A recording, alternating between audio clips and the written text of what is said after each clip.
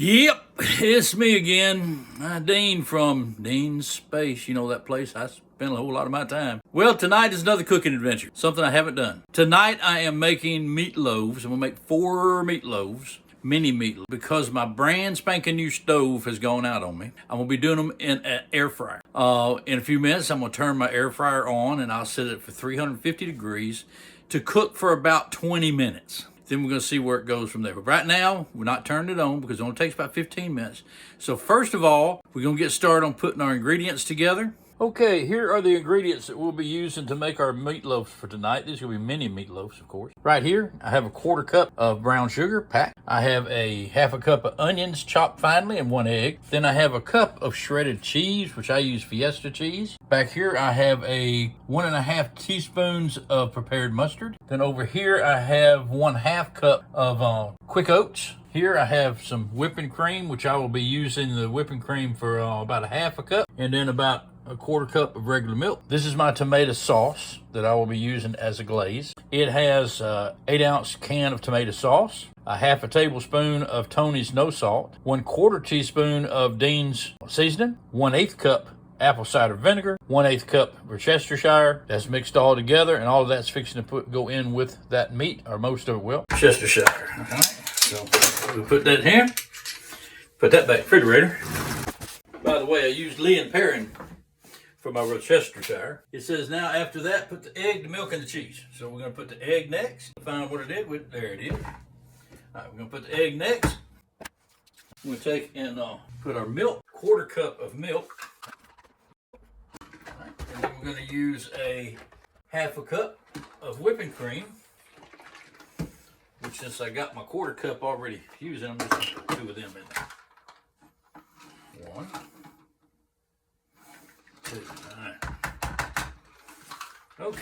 Okay, the last items we're adding are going to be my brown sugar,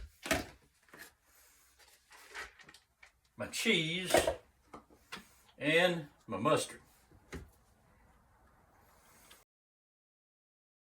As you can see, my meat mixture is really thin. Okay, in fact, it's a little bit too thin to hold up when I put it in the oven. So I'm going to add another 1/2 cup of oatmeal to it. Okay, I'm going to come right here. We'll get another 1/2 cup because I need it kind of thick.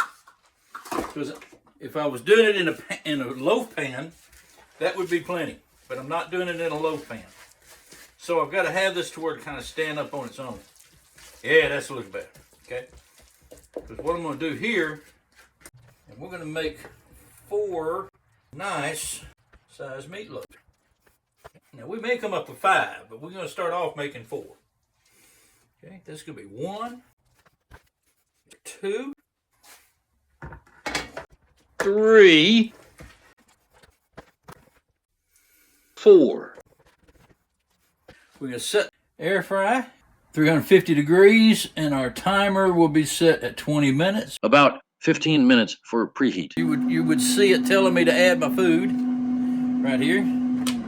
The cook time will be 30 minutes. So we're going to take and add our food. We're going to put 1 on the bottom and 1 on the top. Okay, and I sprayed my bottom tray so that the drips and stuff wouldn't stick so bad. All right, now it's back in and it's cooking again. My glazing sauce is going to go on top of the meatloaves. I used my Ninja food processor chopper to chop the onions up real fine. Okay, and so I went ahead in that. I've added 2 tablespoons of brown sugar, and I've also added me 1 stalk of celery. Now you can also use celery seed, but you got to mash them. Okay, you're gonna have to crush them up, all right, to get the flavor out of them like you want. All right, so now we have some of the other remaining ingredients. We're going to use a teaspoon with 1 teaspoon of grapeseed oil. Okay, the recipe calls for olive oil because whenever I first did this, hey, it's a brand new bottle. When I first did this, I was using olive oil for everything. Put that in. Next thing is the ketchup we had left over from here. Okay, put that back in there.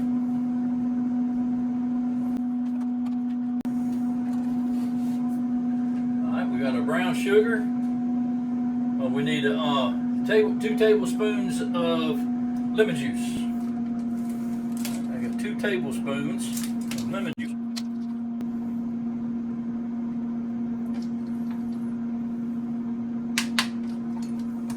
Alright.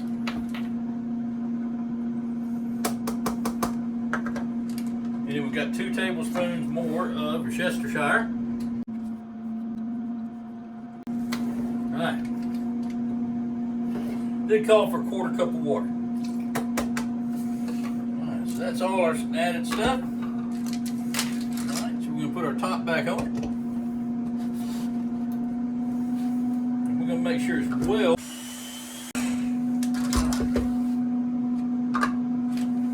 Now, I've got a little brush that I'll use. Alright, so we're going to take the lid off. So that's going to be the sauce that we will put on top of our meatloaf. Change up on the time just a little bit. Remember, it's the first time I've ever done this. It was 30 minutes at 350. Then I put a little bit of the sauce on top of it, and I went back for 5 more minutes. Anyway, I did have to swap it at about halfway through, swap the racks. And this is what it looks like when it got through. There's my towel.